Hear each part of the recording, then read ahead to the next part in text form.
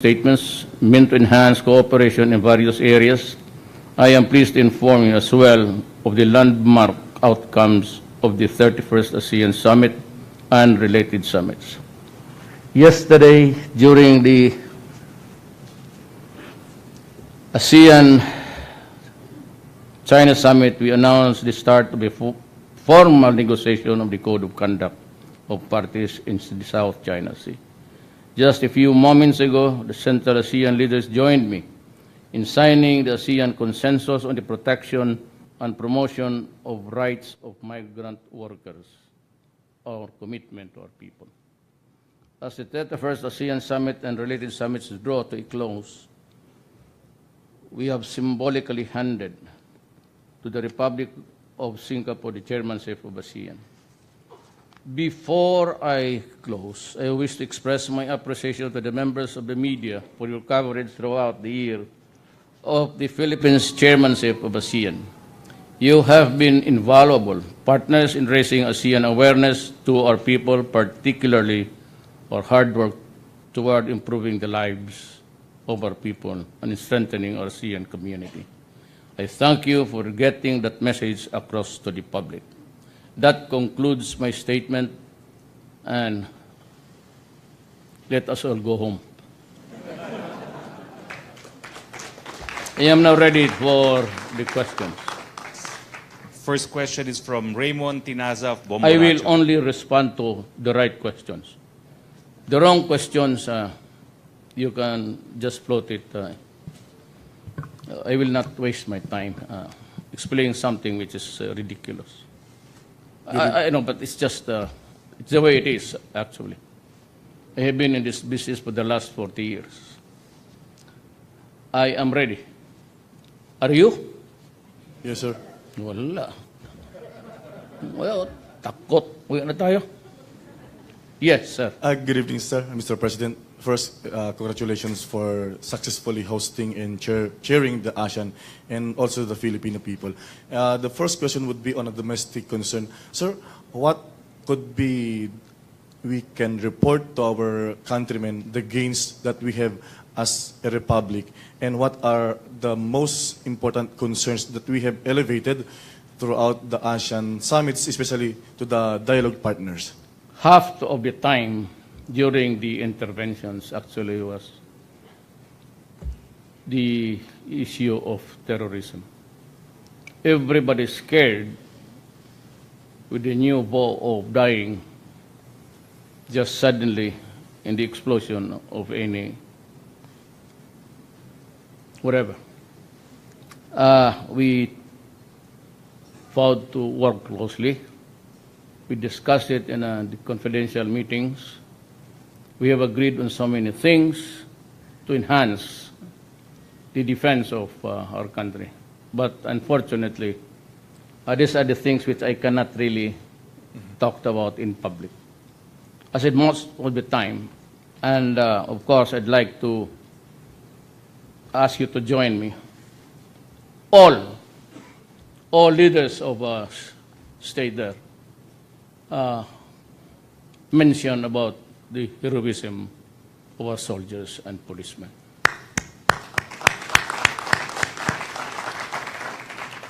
And of course they mention about my loss, figures of about 150 something of the soldiers and policemen. Throughout the country today, I'm losing about 3 policemen in ambuscades and number of soldiers also. We are through with this. I'm sure we have been stretched thin by the events, and I just sinabi ko sa no more activities. We have to zero in on the problems that are really urgent and immediate. And these are one of the things that I'd like to close in. Insurgency and the atrocities committed against peoples and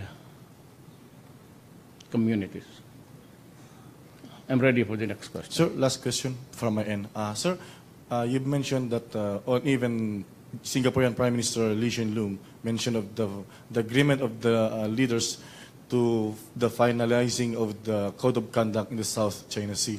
So can you share or elaborate, sir, on how Yes. did you come about with this agreement? Our representative of this country and the other at the ministerial level, they're still at it. I don't know where, but they're working on it. And China has graciously agreed to a code of conduct, and it binds itself to the agreement. And the overflight in space above and the use of the China Sea will proceed, and it was a promise of China, unbridled, unfettered. And we can use the space, I said. The most telling argument there is, I will not mention the name, but one of the officials of China asked me, "You are the president of your country, right?" I go, "Yes, correct." And of course, I was just asking, he was a lawyer maybe. I said, "And you are very much interested in the protection of the lives of your people?" "Yes." I said, "China too. We do not want to lose a single life just because we are quarreling over a vast expanse of water. This is something which an age-old problem." And I said, "Let it be. We'll just observe certain norms of conduct." And we were pressing China to set a date. And China said, "Do not just hurry up, but we will consider really fast-tracking this code of conduct." And maybe the reason, why only now? Well, it's only now that we have talked as claimants. Taiwan is claiming a part of our seas, and a part of that sea is also being claimed by China. We have our own case, arbitral agreement, but that agreement binds only China and us.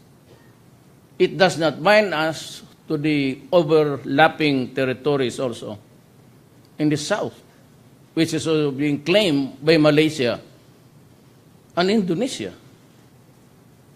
And so if you stake a claim and you talk to China alone, by the time you have resolved the dispute, there's other claimants, and I said you cannot bind them because they were not parties of interest.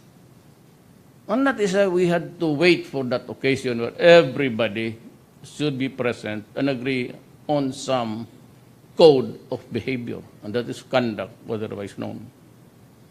Ganun eh. Hindi natin matapos, masabihin mo, puntahan mo yung China, give them a copy of the arbitral ruling. It does not end there.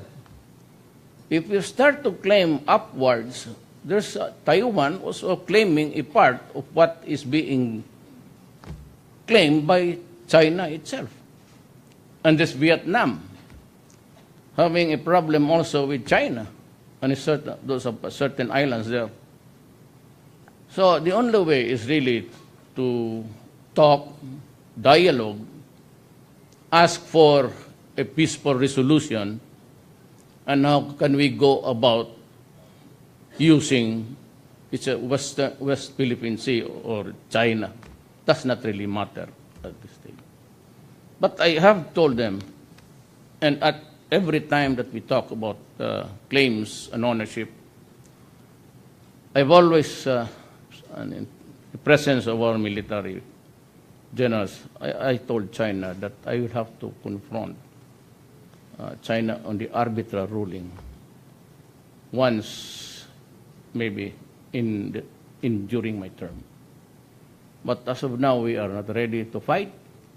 As a matter of fact, President Trump toured the whole region, talked to China. They are now friends. And that is what China also responded to the questions of President Trump. President Trump, I said, I agree with you. We cannot start a war, and with the North Korea crisis looming ahead, there are dark clouds there. We better pray. Yeah, in a nuclear holocaust, the only refuge, I think, for our people will be to pray. For if those bombs explode everywhere and anywhere, this region will suddenly become arid. We cannot plant on anything.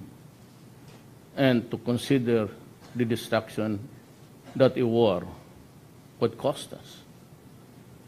And to think that we are not even interested in that issue.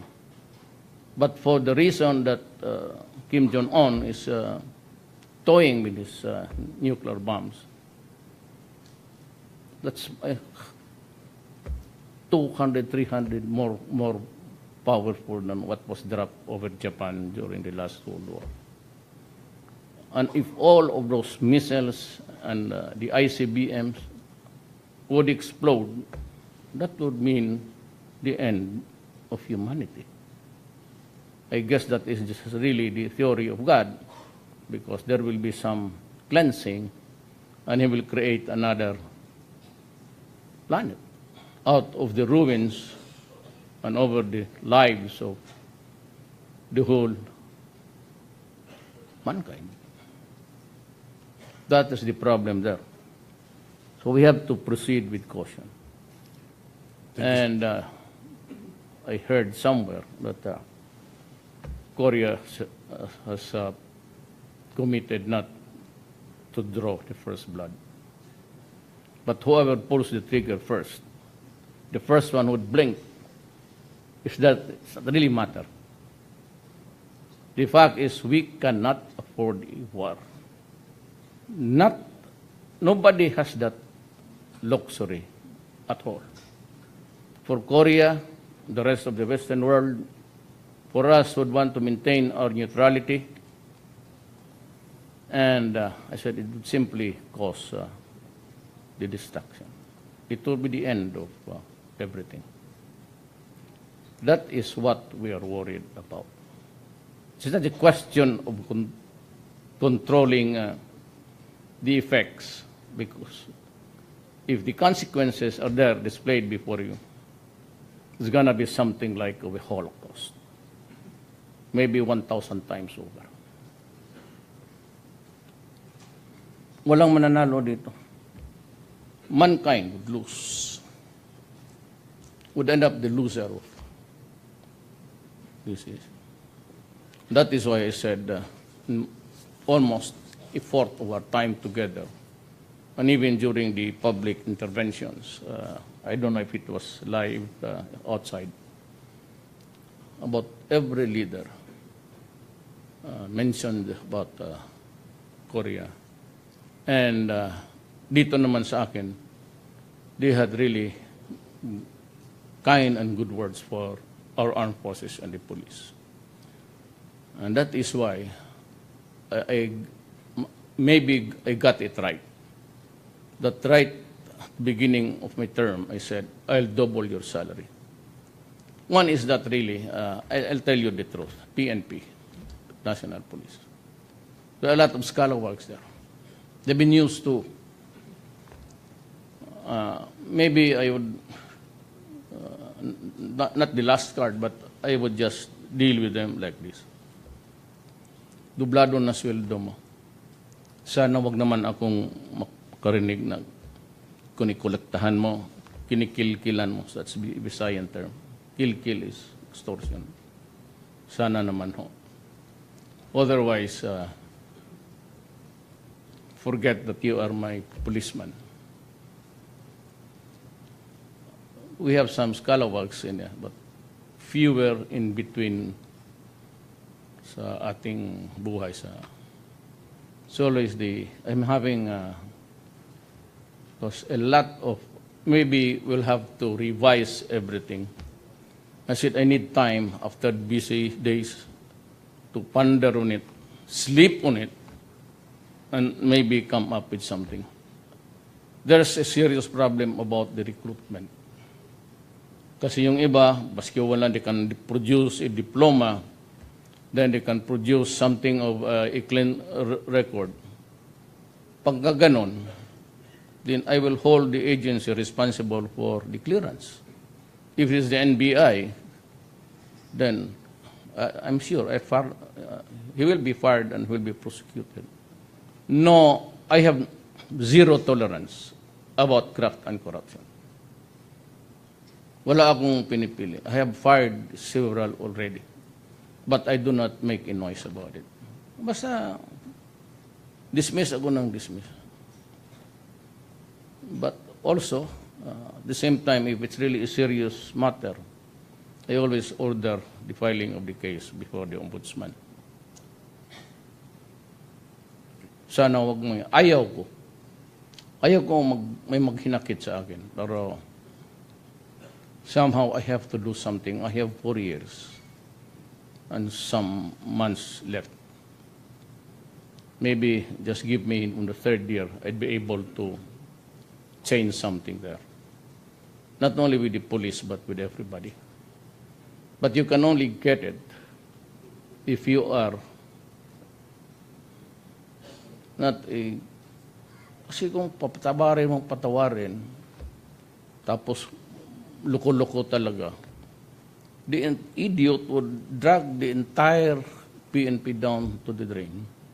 And it's not fair because most of our law enforcers, the police, and even the National Bureau of Investigations, there are still a few good men left there.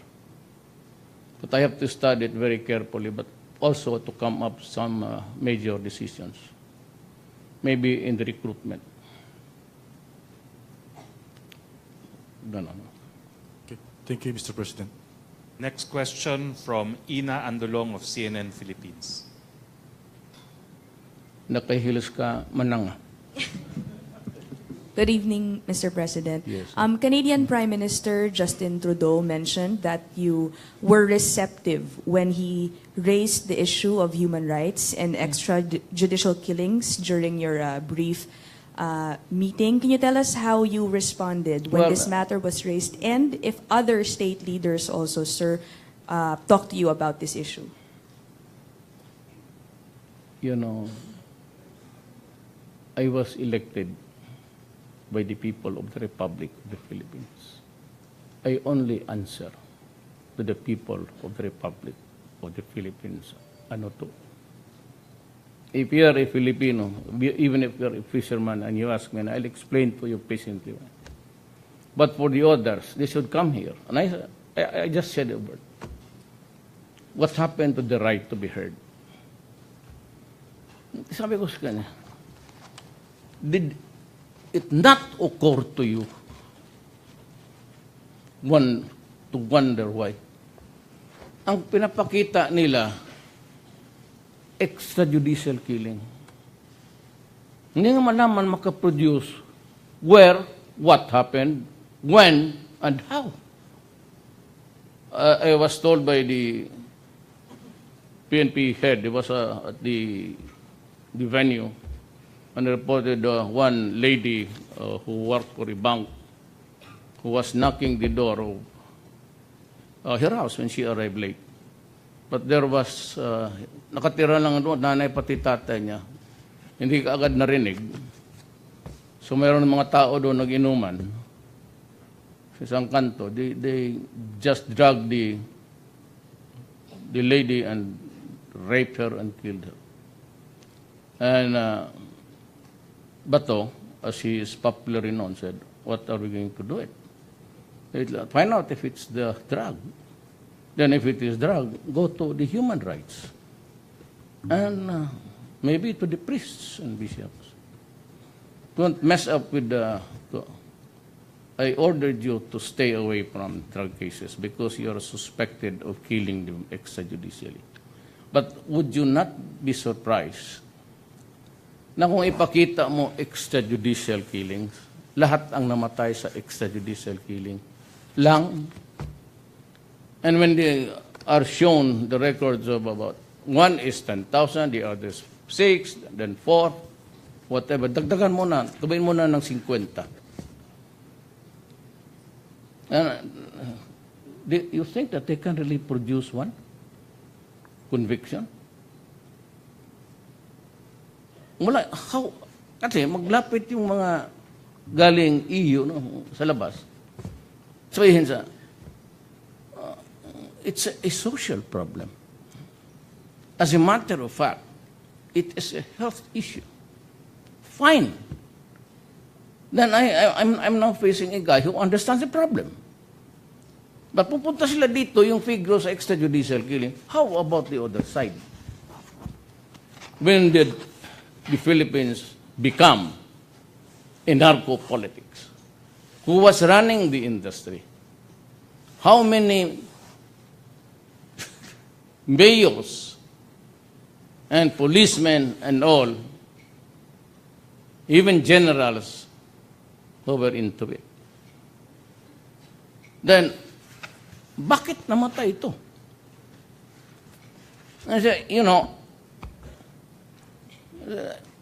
but it appears that you are killing the small fry. Well, okay, I'll go for the big ones. Now, why is it that it is rampant in communities blighted? Because shabu is sold to the poor. They are not sold to the guys who are students of maybe rich enough to go around every night. Because they buy cocaine and hashish. Alam nila na maluluko sila. That's why sabihin mo, when you say that, why is it that he's an addict for years, but sometimes he's good. Well, you should take a look, I said, about the report of the World Health Organization. Now, you would see there the characterization of shabu, LSD, and it is only in the methamphetamine that you will read there. Can I, where's my aid?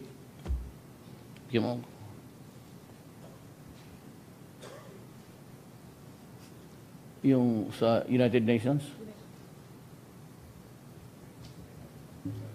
It is a document of the United Nations. And Calamard she came here tagging along that doctor, a black guy.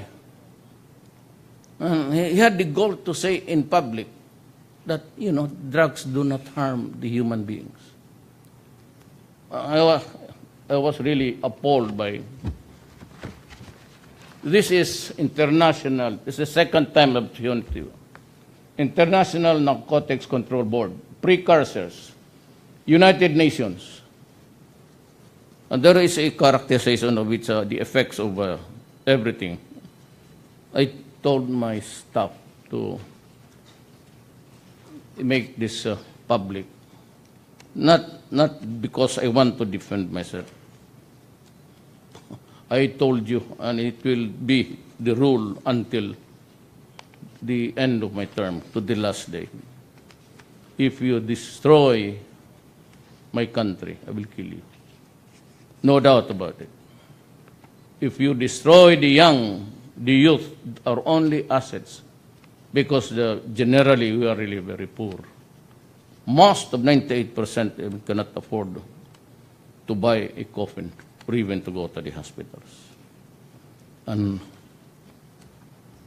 I'll just give you this precursors to you. There's I don't know where it is, but there's and it is only in methamphetamine that you will see that the effects are bizarre, violent, ano. So, before I left for, there was this, this is the one. Where's my bong? Nagpagbuhat ka na, Bigyan mo sila. there's this bizarre guy who decapitated his wife. And he went out of his house shouting, "Do not worry, I have killed Duterte." Look at the description of all others seems to be okay, except that there's just an impact on the body. But it's not so frightening. But shabu, because pangita ato litrato, pangita atong mga pictures. Harato you gave me one that was already opened. Here, Asuncion my aide is from the army, and she's the one bringing this all the time. Cannabis.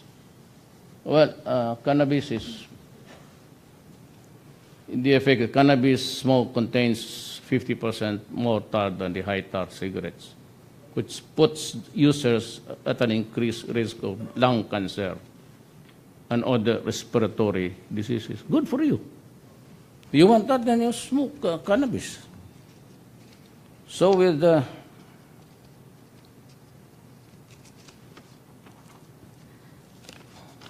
cocaine, you can find it other risks. You better read the characterization. Other risks: mixing cocaine with alcohol is dangerous cocktail and can greatly increase the chances of sudden death. Well, if you are the one dying suddenly, good for you and good for mankind.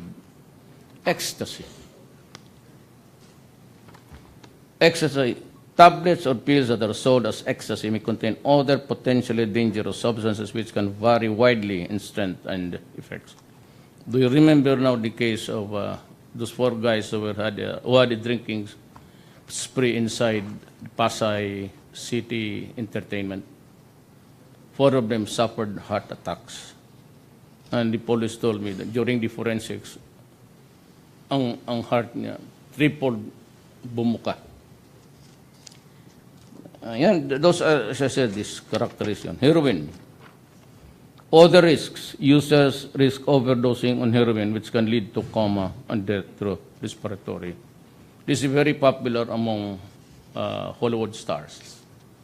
But even here in the Philippines, you cannot be a legit member of the industry if you are not into drugs. I'm sorry to say this, but not all, but most of them. You know, kapayat na hindi mo maintindihan ang, I'm sure that you saw one. LSD, the physical effects are small compared to the psychological, emotional effects. So it's more of the mind. But look at methamphetamine. Other risks.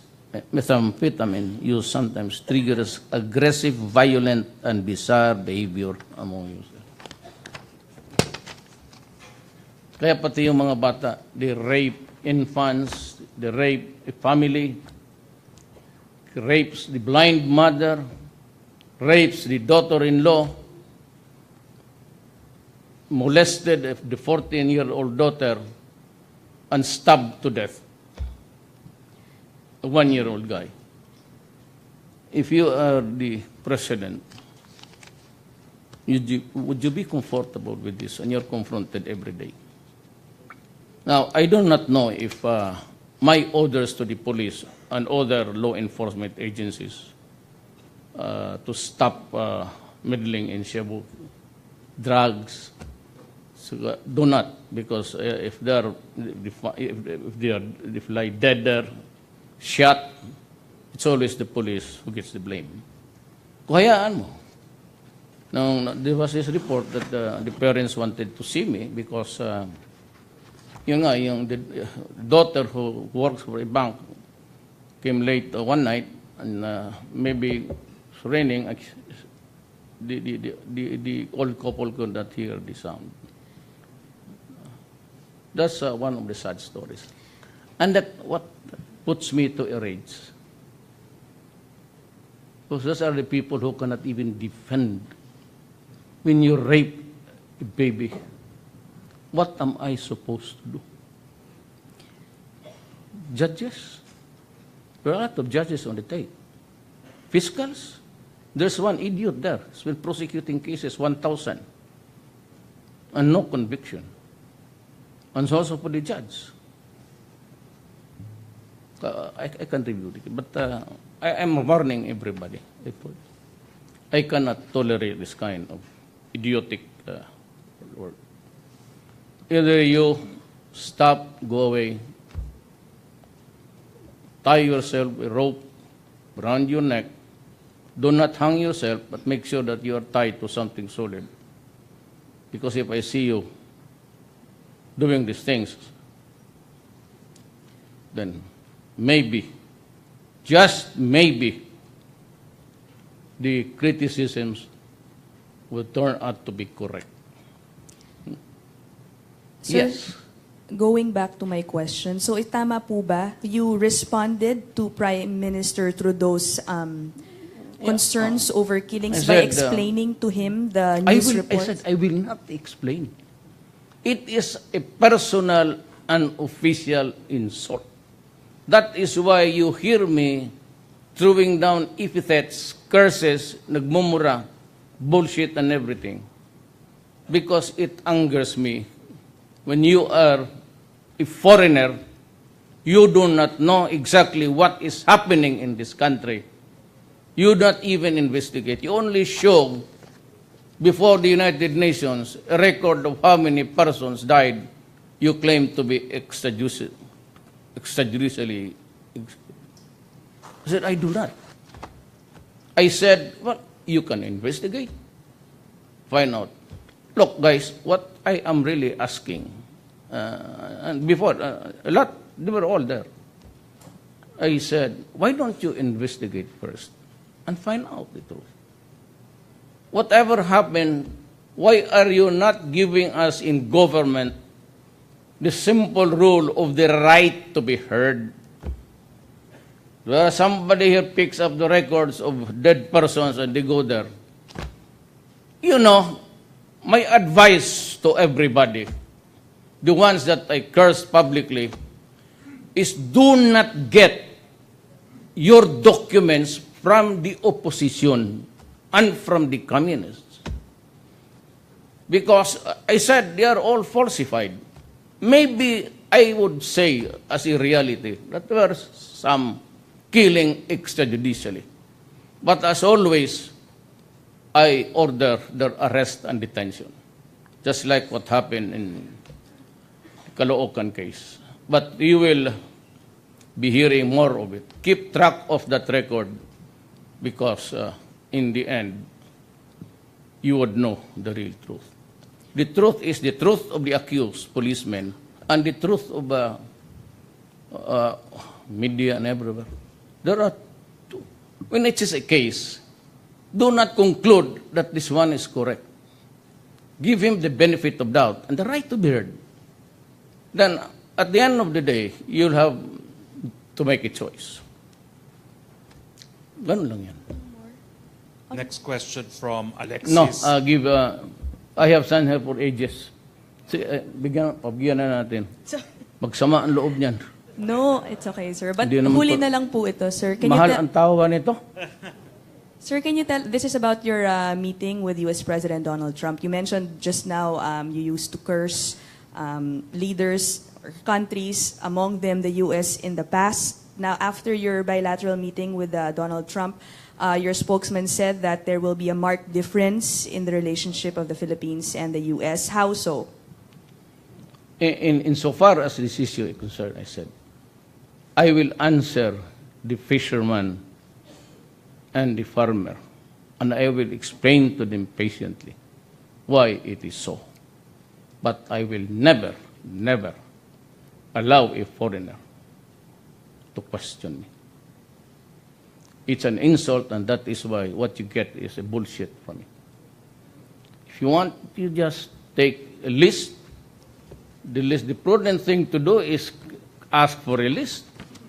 And if you're if your unit or whatever company is rich enough, then ask them to fund your investigation.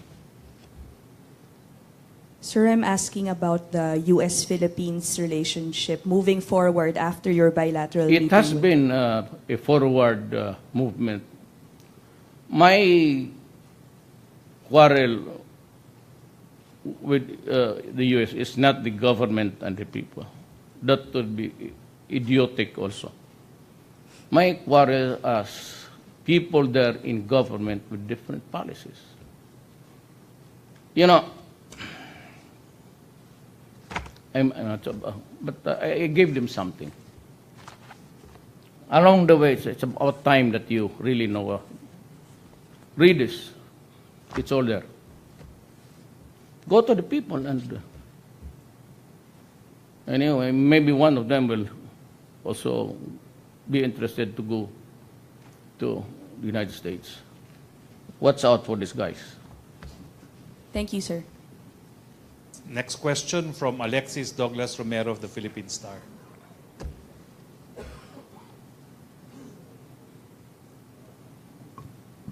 Good evening, Mr. President. Considering your criticisms and issues against the European Union, did you take the opportunity to raise them with European Council President Donald Tusk on the sidelines of the ASEAN-EU summit? I think they were with the same group when I said, whatever happened to that precious phrase, it's a Western thing, the right to be heard. So you relayed the same message to him as that of Prime No, I Minister? was the one who injected the topic. He was not at all interested. There were a lot of TV. The TV was working there. He did not. He did. I made the intervention, and I inserted in the matter of extrajudicial killing. Okay. And how, so whatever happened, you thought about democracy. Now your heart bleeds for the criminals. And I said, I've been telling you, I've been mayor for, I'm now will be something like 40 years in government. I know, because I saw several times that they really fight it out.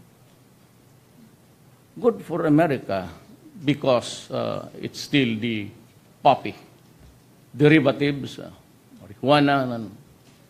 But I said, remember I said, do you remember it? I just uttered it 4 months ago. And I said, it is a crisis of the proportions you'd never know. Once Shabu enters into the mainstream market, you will discover to your sorrow that you have a very, very serious problem. I did so with 100,000, distribute shabu among the, and you'll be horrified. Because it sinks. And I remember, and I'm sure you remember, that also that you saw that footage where a doctor in the company of, what's her name, Calamard. So why would I, and I would tell her, look, shit, there is a report coming from the same body where you are a rapporteur. You bring a doctor here and, start to expound about drugs. And I said, the goal, you remember, you only have one program to watch. He said that drugs does not do harm to people, to human beings. I almost fell out of the chair that I was sitting.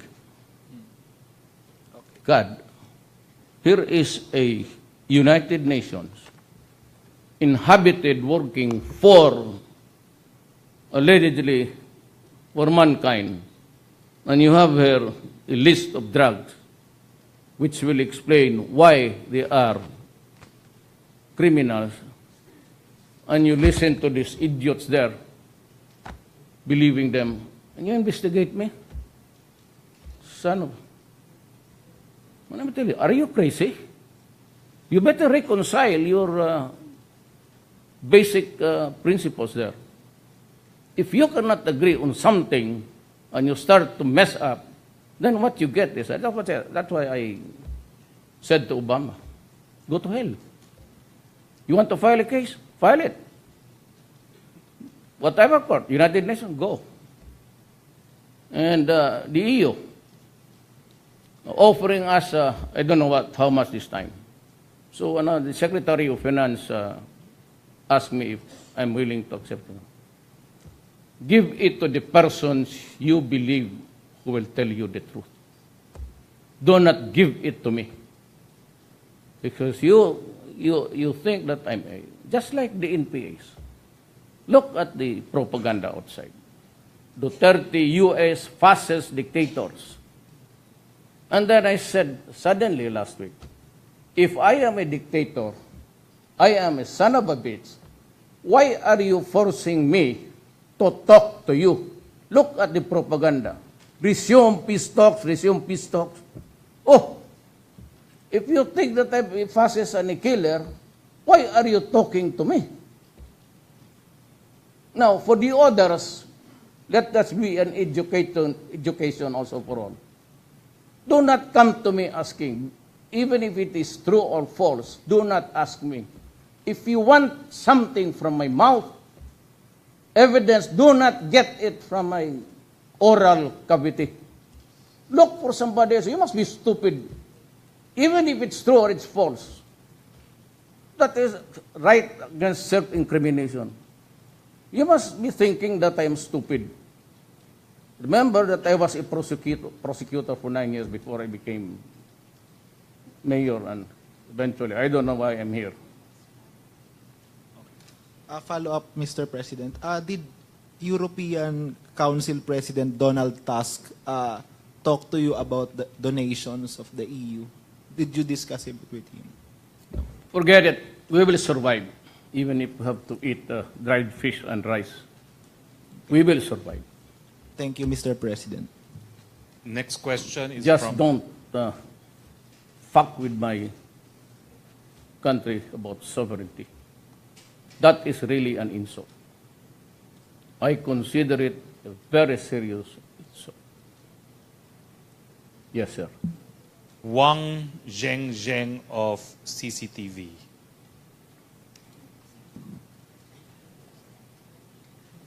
Evening, Mr. President. Yes, I would like to know, because this ASEAN-China summit, our Prime Minister Li Keqiang gave a 5-point proposal to commit to work with ASEAN to build a common idea, common prosperity, and common responsibility to a shared future. So I would like to know how's your comments about this, and what do you see the Chinese new leadership's diplomacy? Thank you. If you have read book 100 Years Marathon, you'll get so many answers to your question. But it is something which is really a matter of geopolitics. Geography is always changing. Like Africa, it used to be what? An assembled of tribes, Arabs there. But when the West came in, made use of their natural resources, and decided to cut the whole continent into pieces. One, the Westerners. Germany had it. Britain was also there to get the share. And they created an empire, the Western world, an industrial empire, using the resources of other people. And in the process, putting down revolutions because people there decided that somebody else is messing up with the resources of my country. And they were the first Westerners who went there, made use of the oil in numbers, and built their industrialization ahead. So leaving behind, that's history.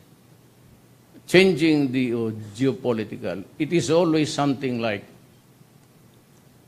might is right and right is might. Same thing in Asia. It will change. We, the Philippines, were occupied by the Spaniards for 400 years. America, 50 years. Malaysia was a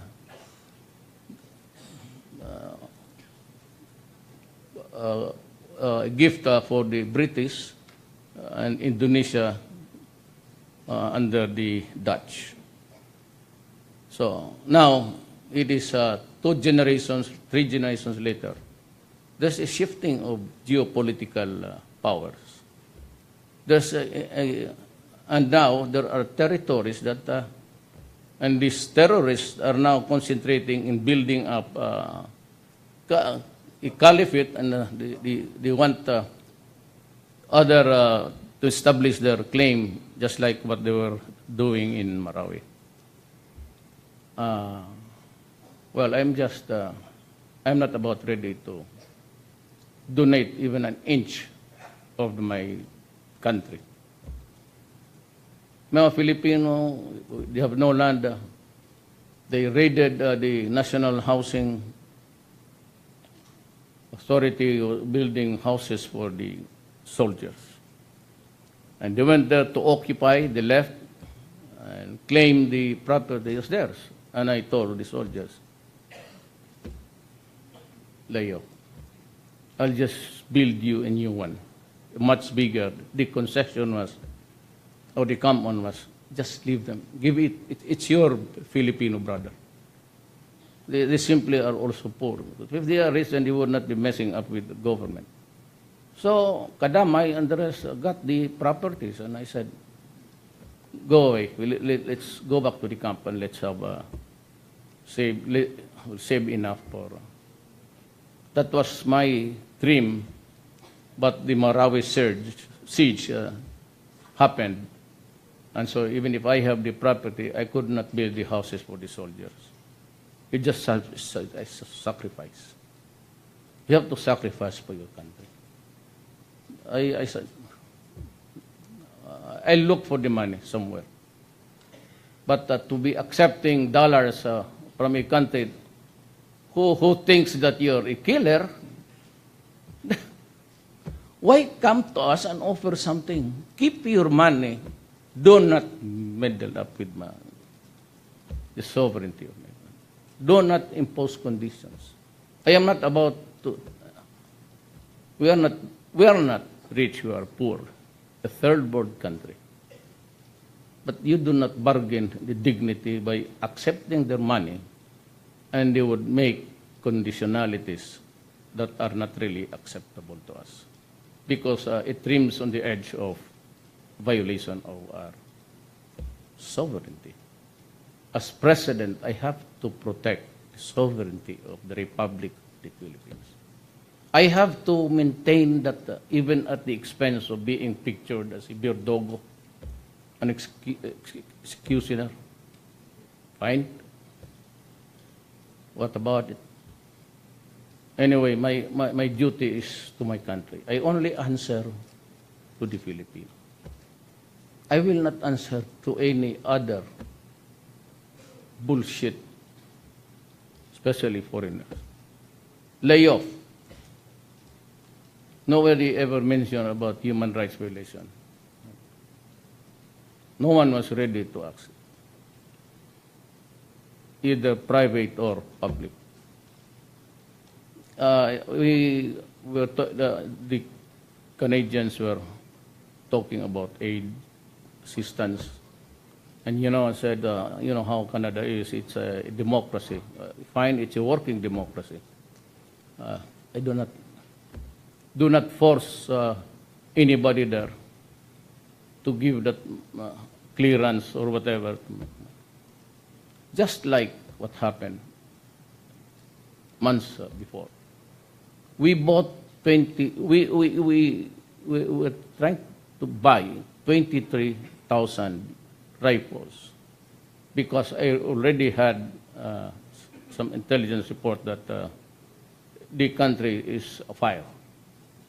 And the intelligence showed that there was this build-up in Marawi, which could be precipitated any moment because it was fine. But mind you, I am a descendant from that Marawi. My grandmother, the mother of my mother. And you would see how painful it was to give the order for the soldiers to go in. And what took the military so long? Not their fault. It was my order not to touch the mosque and the Holy Shrine because it will inflame the Muslims everywhere. And they were asking for clearance to bomb. Certainly not. I will not allow you. And into the 4th month, they decided to confront me. We cannot go there without, because our losses, the lives, were breaching the 100 mark. I think I lost something like 167. But you know, in Mindanao, I've been telling you that Shabu was fueling terrorism. And because that was really an issue, nobody would believe me. But I was warning because I had some relatives telling me that there is something there which is about to explode. And if you remember, I was warning every day, everybody, do not force my hand into it. I was actually directing my statement to the terrorists. Because if you do, I will not hesitate to declare martial law. So when they started the siege, I said, and you asked me, all of you media, when will this end? I cannot really destroy the place because there it's the interest of our country. There are 2 million Filipinos, laborers and domestic helpers working there. Then if you do not use your coconut, that is something that will be out of control by that time. And so I had to explain, because I was holding the military. They were in near desperation because the losses were there. I had to call everybody. Some kings, and I said, I cannot hold the military longer for 6 months. Maybe they will shoot me.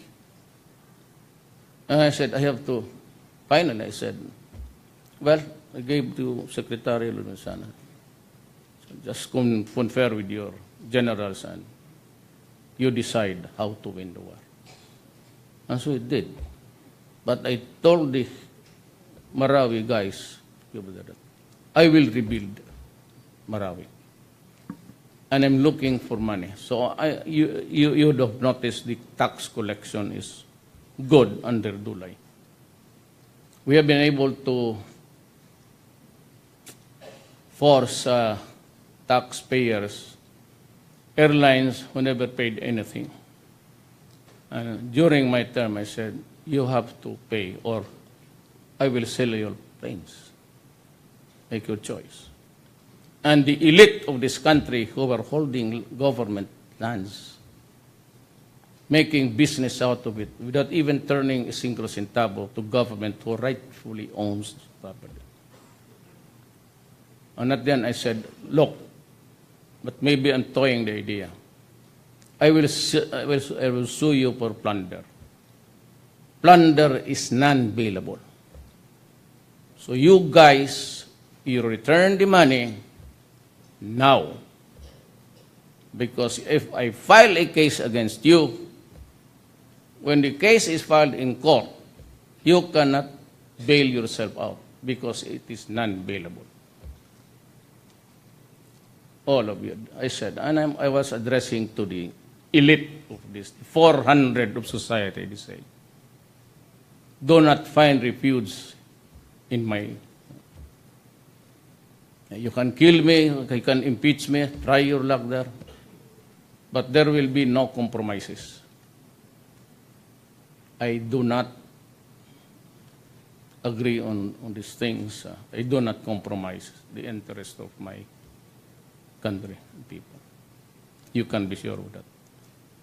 Thank you, Mr. President. Thank you, ladies and gentlemen of the media. That concludes our press conference, and the President will still proceed to his last bilateral with I New still Zealand. have one last bilateral. You know, everybody participating there wants bilateral. We have this plenary, then bilateral. I could not even keep up with the heavy schedule. I have to wake up at 6, so I go home, I ask so many questions from the workers of government, and I get the feedback. When I'm satisfied that everything, the police is there. But, you know, I said, we sleep 2, 3, and I wake up at 6, 7 because of the so many bilaterals. And I said, I have a shortage of sleep. Maybe I'm for 16 hours, 17 hours, something like that. But I will recover because tomorrow would be the last day and I'm flying out to my city by the sea. I feel it is my comfort zone. I see my grandsons and I embrace my youngest daughter and everything seems to be good. But when I land here, it seems to be that something is wrong with this society. Had I known that this is the kind of thing that you have to indulge in, maybe if I control the hands of time, it would have a different decision. But, you know, it was a question of law. It was not because there was already money available. At that point, nobody was giving me, and I was not receiving anything. I said, you know, you must know now how it developed. But I do not want to offend Grace Poe. But it was the reason why I decided that if that is the way how the Supreme Court rules on some important constitutional issues, it was in the interpretation that natural-born citizens means simply you are a citizen, a Filipino, at the time of your birth. When you go out of the womb of your mother, you must already be a Filipino. Naturalization, grant of whatever, is not naturally born Filipino. When the Supreme Court applied it, but I will honor it. There's no problem. It is a decision of the court. But at that time, if I go back in time, that precipitated a very serious issue in my mind. Always, if you become a citizen by a treaty that there will be no stateless persons, I like it. No problem about it. But there's a treaty which says that you cannot be a foundling or a person without a citizenship. And I agree with it. But, you know, it's an interpretation that if you are naturalized, adoption, you are not a Filipino citizen because it is when you get out of the physical side. But when she was declared, she was disqualified by the Commission on Elections. Also justices. And upon appeal, they ruled that she is a Filipino. And I said, well, I'm sorry, Mr. Supreme Court, I do not agree with you. So I'm running. So I flew in. There was this birthday party of a fraternity brother of mine. I attended the party, and I announced my intention. And that is where I find myself now. And I've said that, do not destroy my country. do not destroy the young in this country. We are not rich. I belong to the 98. Maybe a few, 4 or 5 million. I said, if it begins to be something like 1 billion, you can be sure, by the grace of God, I will step down. There's a waiver. There's no need for me to renew it. It does not say that this waiver expires on such a date. I just gave the authority for some guys to look into my bank account. And I told you that the money was this much.